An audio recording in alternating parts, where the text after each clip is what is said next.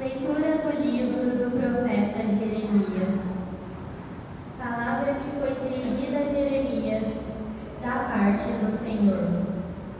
Isto diz o Senhor, Deus de Israel: escreve para ti, num livro, todas as palavras que te falei. Isto diz o Senhor: incurável é a tua ferida, maligna a tua chaga. Não há quem conheça teu diagnóstico. Uma úlcera tem remédio, mas em ti não se produz cicatrização. Todos os teus amigos te esqueceram, não te procuram mais. Eu te causei uma ferida, como se fosses inimigos, como um castigo cruel, por causa do grande número de maldades que te fez endurecer no pecado. Por que gritas em teu sofrimento? Insanável a tua dor. Eu te tratei com rudeza, por causa das tuas inúmeras maldades e por causa do teu endurecimento no pecado. Isto diz o Senhor: eis que eu mudarei a sorte das tendas de Jacó e terei compaixão de suas moradias. A cidade ressurgirá das suas ruínas e a fortaleza terá lugar para as suas fundações. De lá sairão cânticos de louvor e sons festivos. Hei de multiplicá-los, eles não diminuirão. Hei de glorificá-los, eles não serão humilhados. Teus filhos serão felizes como outrora, e sua comunidade estável na minha presença. E agirei contra todos os que os molestarem. Para chefe será escolhido um dos seus, e o soberano sairá do seu meio. Eu o incitarei, e ele se aproximará de mim. Quem dará vida em penhor da sua aproximação de mim? Diz o Senhor: sereis meu povo, e eu serei vosso Deus. Palavra do Senhor. Graças a Deus.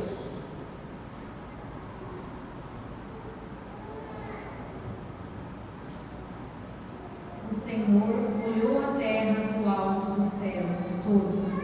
O Senhor olhou a terra do alto do céu.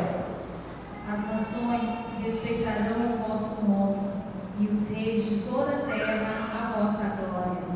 Quando o Senhor reconstruir Jerusalém e aparecer com gloriosa majestade, ele ouvirá a oração dos oprimidos e não desprezará a sua prece.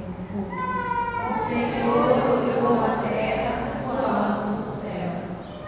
Para as futuras gerações se escreva isso, e um povo novo a ser criado louve a Deus.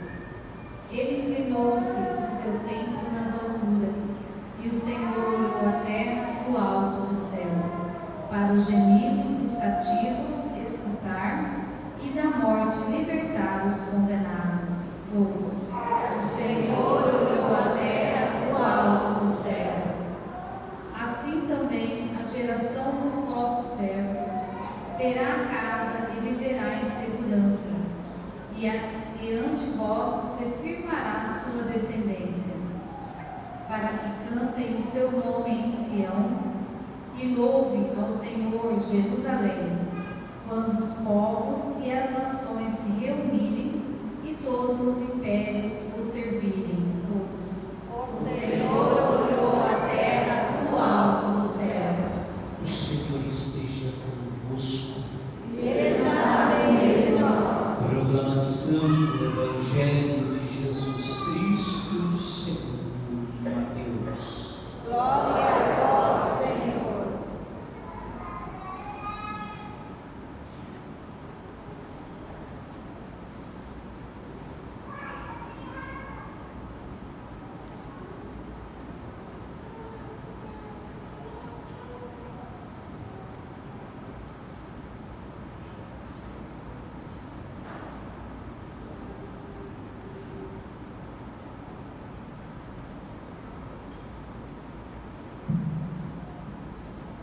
depois que a multidão comera até saciar-se, Jesus mandou que os discípulos entrassem na barca e seguissem à sua frente para o outro lado do mar, enquanto ele despediria as multidões. Depois de despedi-las, Jesus subiu ao monte para orar a sós. A noite chegou e Jesus continuava ali sozinho. A barca, porém, já longe da terra, era agitada pelas ondas, pois o vento era contrário. Pelas 3 horas da manhã, Jesus veio até os discípulos andando sobre o mar. Quando os discípulos o avistaram andando sobre o mar, ficaram apavorados e disseram: é um fantasma, e gritaram de medo. Jesus, porém, logo lhes disse: coragem, sou eu, não tenhais medo. Então Pedro lhe disse: Senhor, se és tu, manda-me ir ao teu encontro caminhando sobre a água. E Jesus respondeu: vem. Ele desceu da barca e começou a andar sobre a água em direção a Jesus. Mas, quando sentiu o vento, ficou com medo e começou a afundar. Gritou: Senhor, salva-me. Jesus logo estendeu a mão, segurou Pedro e lhe disse: homem fraco na fé, por que duvidaste? Assim que subiram na barca, o vento se acalmou. Os que estavam na barca prostraram-se diante dele, dizendo: verdadeiramente tu és o Filho de Deus. Após a travessia, desembarcaram em Genezaré. Os habitantes daquele lugar reconheceram Jesus e espalharam a notícia por toda a região. Então levaram a ele todos os doentes e pediam que pudessem ao menos tocar a barra de sua veste. E todos os que o tocaram ficaram curados. Palavra da salvação. Glória a vós, Senhor. Podemos nos assentar por um instante. Queridos, queridas, é muito comum no meio de nós ouvirmos um ditado que diz assim: quem não aprende por amor, aprende pela dor. É a mais pura verdade. Quem não aprende por bem, aprende na marra. É justamente esse ponto, essa questão que o profeta Jeremias traz à tona para a gente hoje. Ele que começa dizendo para o povo que o povo está com uma doença incurável, uma ferida incurável que não tem como cicatrizar, que não tem, que por pior que seja uma úlcera tem cura, mas a doença do povo não tem como curar, porque é consequência dos seus pecados. Então aqui nós descobrimos, o profeta Jeremias reforça aquela ideia de que Deus não é um Deus que castiga, mas que quando algum tipo de sofrimento, algum tipo de coisa ruim acontece no meio de nós, não é Deus que está nos castigando, mas é consequência das nossas escolhas, consequência daquilo que a gente fez, consequência dos nossos pecados.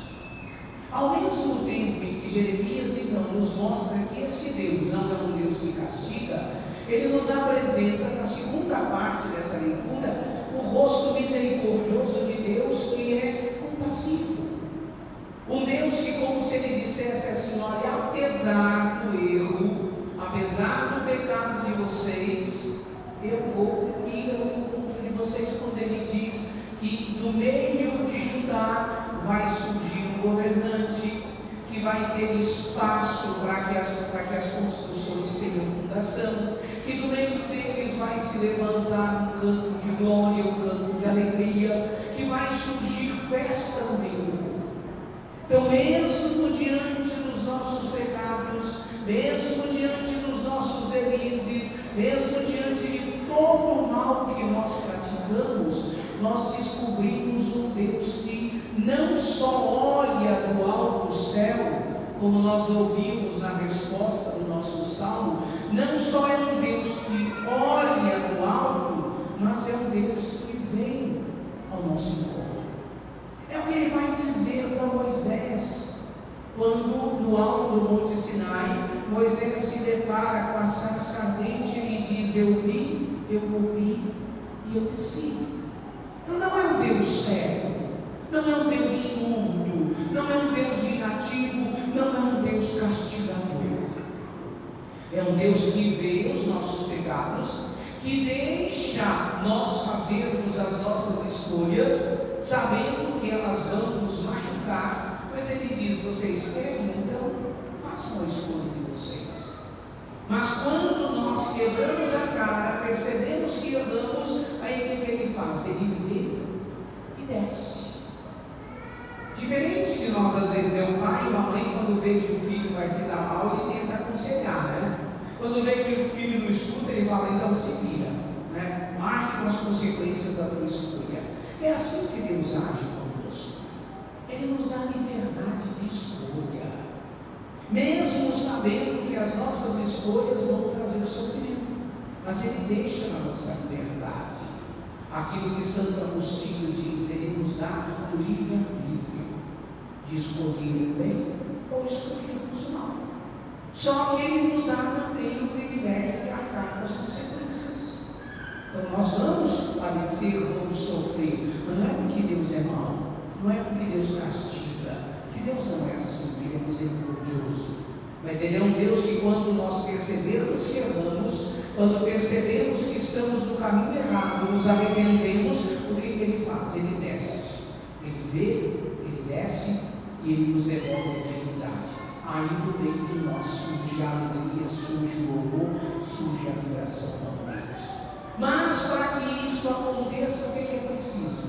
É preciso termos fé nesse Deus. É o que o Evangelho de hoje nos apresenta.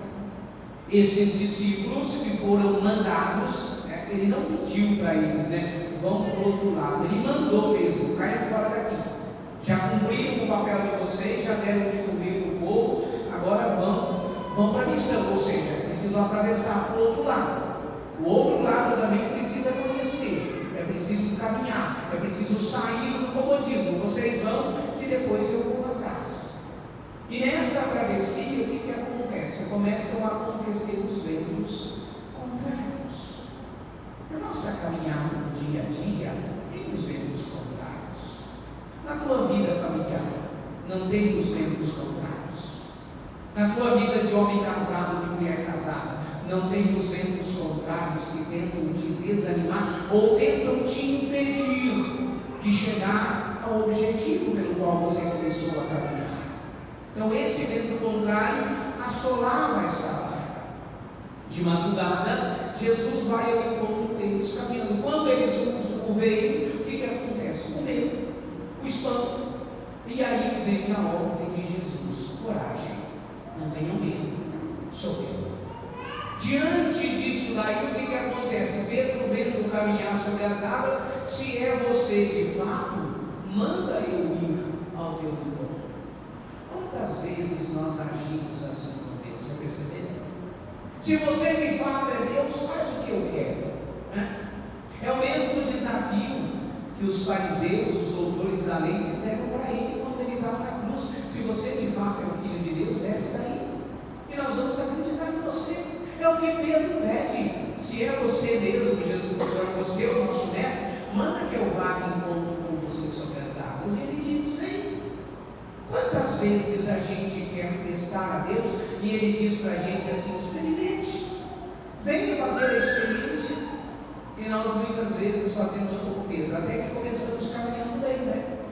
Nos dispomos a caminhar bem, mas quando encontramos o vento contrário, quando começamos a encontrar as dificuldades, o que a gente faz? A gente começa a afundar.